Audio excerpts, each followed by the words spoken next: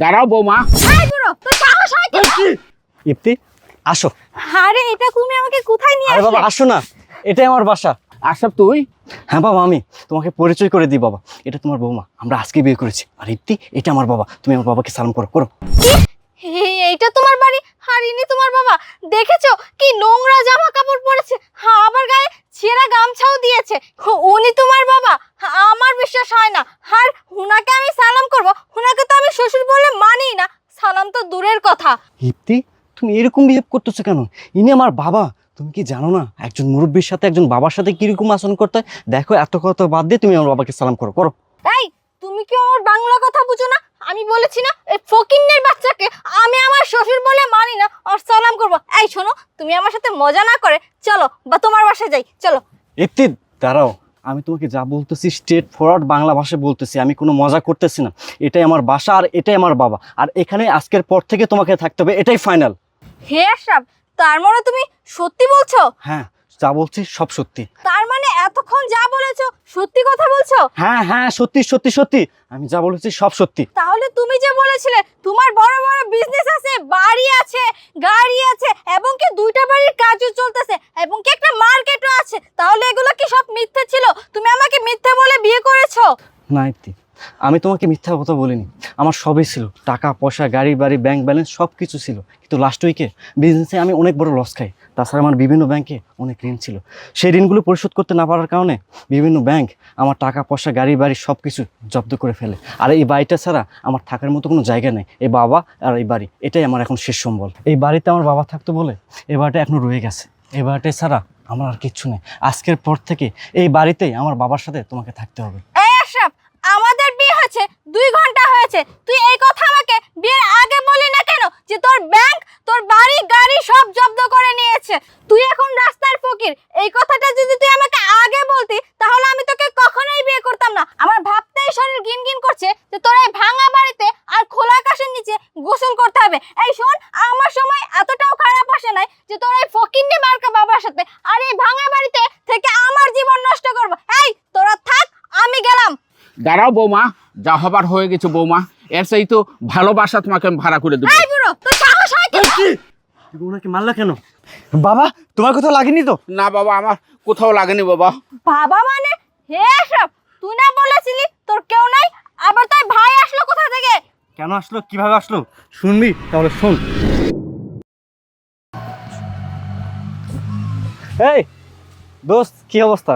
এই তো দোস্ত ভালো, তোর কি অবস্থা? আসসালামু আলাইকুম আঙ্কেল। ওয়ালাইকুম সালাম। এই তো আমি ভালো আছি রে। আচ্ছা বন্ধু, শুনলাম তুই নাকি বিয়ে করতেছিস। হ্যাঁ রে দোস্ত, হুট করে বিয়েটা ঠিক হয়ে গেল। তা কাকে বিয়ে করতেছিস? ওই যে গাছা বাজার নাই, গাছা বাজারে আফতাব চৌধুরী আছে, তার ছোট্ট মেয়ে লন্ডন থেকে পড়াশোনা করে আসলো।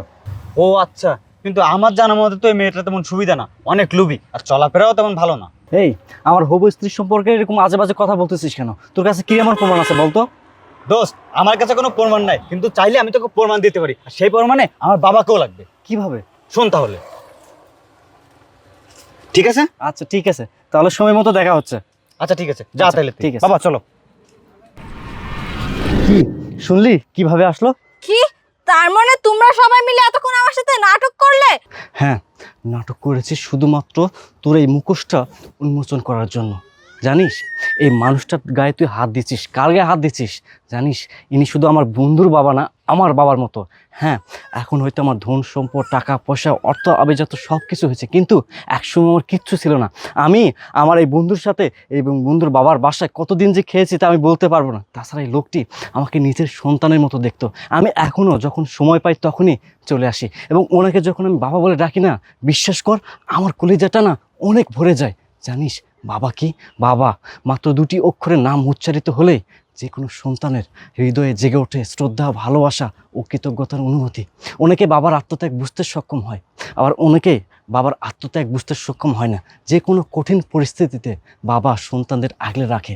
একজন সন্তানের জীবনে বাবার অবদান যে কত তা বলে শেষ করা যাবে না। বাবা অনেকটা মোমবাতির মতো, যে নিজে চলে গোটা পরিবারকে আলোকিত করে রাখে। বাবা একটা বটবৃক্ষের মতো, ছায়া দিয়ে সন্তানদের আগলে রাখে।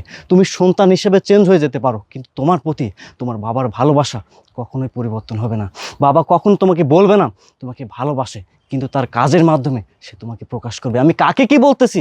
কথাই নাই, ঘুমন্ত জাতিকে জাগানো যায়, কিন্তু যারা জাগনা ঘুম ঘুমায় না তাদেরকে জাগানো যায় না। এই ইপ্তি, আমি যখন তোকে বলেছিলাম এই বাড়িটাই আমার, এখান থেকেই আমরা দুজন একসাথে থাকবো এবং এখান থেকে আমরা দুজন মিলে একসাথে এই বাড়িটা বড় করব, তখন তুই কি যেন বলছিলি, কি অ্যান্সার দিয়েছিলি? তুই আমার সাথে এখানে থেকে তোর লাইফটা নষ্ট করতে পারবি না, কারণ তোর লাইফের একটা দাম আছে। তার মানে আমার বোঝার শেষ তুই আমাকে কতটুকু ভালোবাসিস। তার মানে আমি এটাই বুঝতে পেরেছি তুই আমাকে কখনোই ভালোবাসিস নি। তুই ভালোবেসেছিস আমার ধন সম্পদ, টাকা পয়সা, অর্থ, আভিজাত্যকে। তোর মতো মেয়ের সাথে আর যাই হোক কখনোই সংসার করা যায় না। তোর সাথে সংসার তো দূরের কথা, আমি আর তোর মুখটাও দেখতে চাই না। তুই এখন এই মুহূর্তে যেখান থেকে আসছিলি সেখানে রাস্তা মাপ, আর আমি আমার রাস্তা মাপি। যা বলছি। হে আশরাফ, তুমি আমাকে ক্ষমা করে দাও, আমার ভুল হয়ে গেছে, আমি বুঝতে এই পারিনি। চুপ! আর একটাও তুই কথা বলবি না। গিরগিটি রে, গিরগিটির আর একটা রূপ দেখলাম।